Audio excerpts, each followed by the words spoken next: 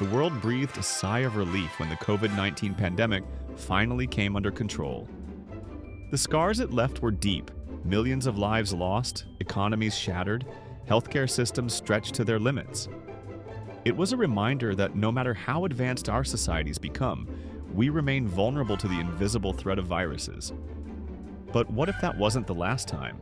What if another pandemic strikes, and this time, it's even more contagious, more deadly, and more disruptive? What if it doesn't just test our resilience, but fundamentally transforms the way we live, work, and do business?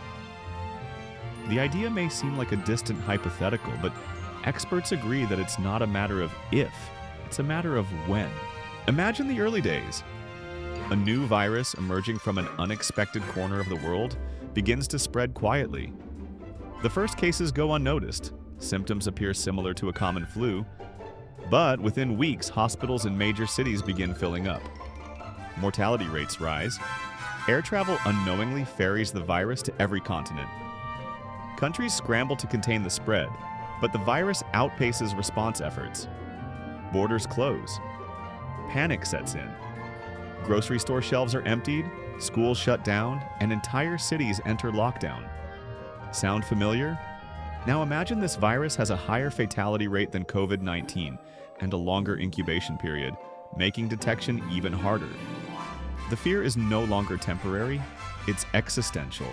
In this new reality, entire industries collapse overnight. The travel and tourism sector, already fragile from previous shocks, becomes paralyzed. Airlines ground their fleets. Hotels become shelters or quarantine centers. Cruise ships are permanently docked. Business travel ends indefinitely, and leisure travel becomes a luxury of the past. Thousands of workers, pilots, attendants, hospitality staff are out of jobs. Trillions in revenue disappear. Countries dependent on tourism, from Thailand to Greece to the Caribbean islands, spiral into recession. Retail transforms even further. Brick-and-mortar stores, already losing ground to e-commerce, close by the thousands. Malls become ghost towns. Only businesses with robust online infrastructure survive. Amazon-like giants tighten their grip, while smaller local businesses struggle to adapt. Consumer behavior changes permanently. Shopping becomes entirely virtual, and augmented reality enables customers to try on clothes or visit stores from home. Logistics and delivery systems become the backbone of retail. Warehouses multiply, and contactless delivery becomes the norm. The shift creates new jobs, but also automates millions out of existence. The healthcare industry undergoes the most dramatic transformation. During the next pandemic, shortages of ICU beds, ventilators, and staff won't be tolerated. Governments and private entities pour resources into building more resilient healthcare infrastructure. AI-driven diagnostics, remote monitoring, and telemedicine become standard. Healthcare workers are no longer seen as expendable but are treated as national assets. Salaries rise. Training is subsidized. Automation helps fill gaps, with robotic nurses and smart hospital beds easing the burden. Medical research accelerates. Vaccine platforms are pre-developed for rapid deployment. Public-private partnerships flourish to ensure future preparedness.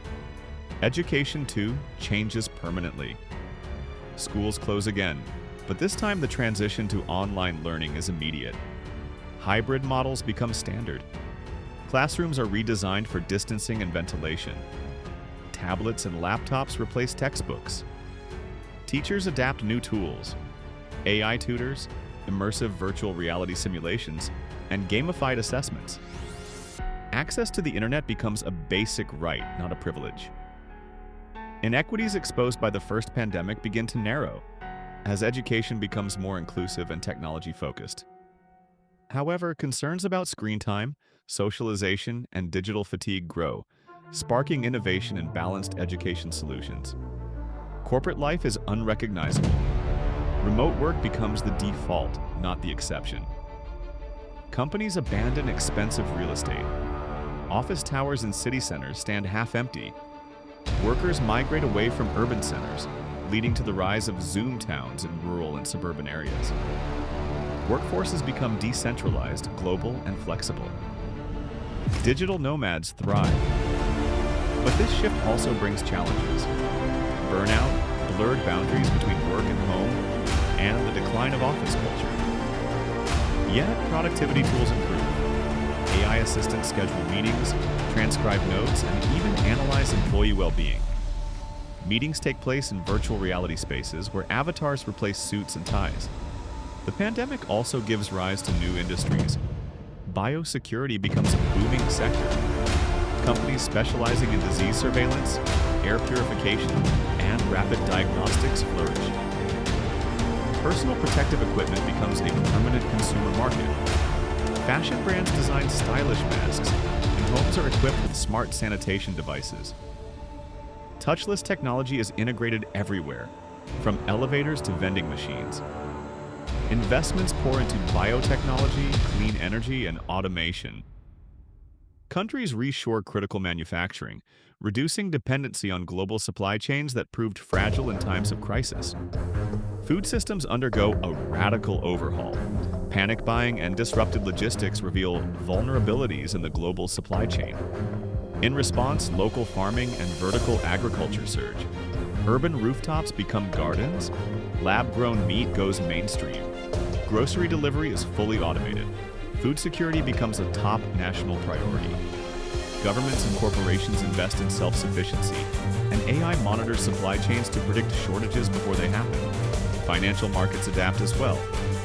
Central banks, having already stretched monetary policy to its limits during COVID-19, embrace digital currencies and universal basic income to support struggling populations.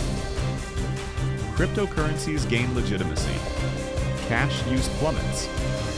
Digital wallets become standard, and financial literacy becomes essential. However, the wealth gap also widens unless proactive policies are put in place. Investors flock to recession-resistant industries: tech, biotech, and automation. Meanwhile, traditional sectors like fossil fuels, real estate, and luxury goods decline in prominence. Mental health becomes a crisis of its own. Isolation, grief, economic hardship, and uncertainty push millions into anxiety and depression. But unlike the last time, societies are prepared. Therapy is digitized and democratized. Mental health apps are subsidized. Employers mandate mental wellness days. Governments establish national mental health task forces. Cultural stigmas around psychological well-being begin to crumble, replaced by a collective commitment to emotional resilience. On the political front, the pandemic becomes a defining moment. Governments that respond swiftly and transparently are praised, while those that fail face public backlash. In some countries, trust in institutions is restored through effective crisis management. In others, authoritarian tendencies grow. Emergency powers are extended indefinitely. Surveillance becomes normalized, raising concerns about privacy. QR codes track citizen movement. Drones monitor quarantine compliance. Contact tracing apps collect more data than ever before. While some citizens accept these measures for safety, others resist. The debate between liberty and security intensifies. Globally, cooperation and nationalism collide. Some countries hoard vaccines and resources. Others work together to share knowledge and build capacity. International institutions like the World Health Organization are restructured and empowered. A global pandemic treaty is signed, committing nations to transparency and mutual support. But beneath the surface, old rivalries simmer. The pandemic becomes a geopolitical chessboard. Nations that recover faster gain influence. Others fall into chaos. Some authoritarian regimes collapse. Others emerge stronger. The global order shifts once again. Socially, the pandemic forces introspection. People reevaluate their values. The constant grind, the pursuit of material success, the blind faith in growth, all are questioned. Communities become tighter. Mutual aid networks flourish. Neighbors care for each other. People spend more time with family, rediscover nature, and seek meaning beyond consumption. Spirituality, philosophy, and human connection regain importance. But loneliness remains a silent killer. Not everyone finds peace. The human cost of repeated isolation is profound and lasting. Entertainment evolves dramatically. With theaters, stadiums, and festivals shut down, creativity explodes online. Virtual concerts, interactive movies, and metaverse hangouts replace traditional venues. Content consumption becomes deeply personal and algorithm-driven. The creator economy grows. Anyone with talent and a smartphone can build an audience. But monopolization remains a threat. Streaming giants dominate. Independent artists struggle for visibility. Yet, the democratization of content continues to reshape culture. Environmentally, the pandemic offers a paradox. Lockdowns reduce emissions. Wildlife returns to cities. Skies clear. But the production of disposable masks, gloves, and sanitizer bottles creates new pollution.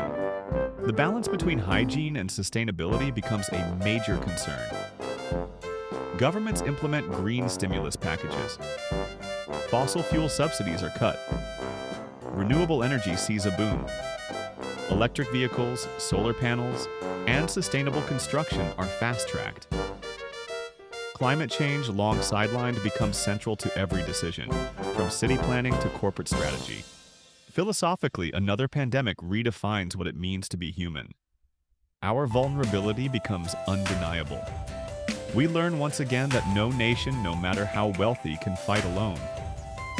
Science and solidarity become our greatest tools. But fear, if unchecked, can also turn us against each other. The challenge is to hold on to our shared humanity, even as survival instincts kick in. The virus may infect our bodies, but it is our response that reveals our soul. In the aftermath of the pandemic, a new world begins to take shape. Not necessarily better or worse, but different. The question is, will we learn from our past, or will we repeat it? Will we invest in equity, resilience, and sustainability? Or will we retreat into selfishness and denial? The industries of the future will not be judged solely by profit, but by impact.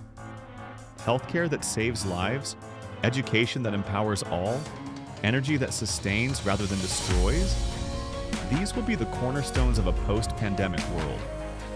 Workers will demand dignity, citizens will demand accountability, and leaders will be judged not by charisma, but by competence and compassion. Ultimately, another pandemic will be a test of our systems, our values, and our will. It will expose our weaknesses, but also highlight our strengths. It will show us who we are and what we can become. And if we face it with wisdom, courage, and unity, it could be the very thing that pushes humanity to evolve. Not just technologically, but morally and spiritually. We can prepare for this. We can build a future where pandemics no longer paralyze us. A world where science is trusted, truth is defended, and compassion is institutionalized. The question is not whether we can survive the next pandemic. The question is whether we can use it to thrive. Because the next pandemic might be the greatest disaster or the greatest opportunity of our time.